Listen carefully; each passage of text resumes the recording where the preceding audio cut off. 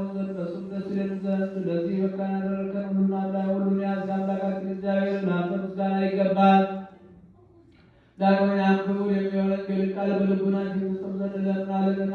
ጌታችን ኢየሱስ ክርስቶስ በገባበት በዚህ በምስር በልመናችን ተቀብል በእኛ በወገናችን ላይ ይቅርታና ቸርነትን ላክ። በአንድ ልጅ ለአንተ ምስጋና ካህሊነት ይገባልና ለዘላለሙ አሜን።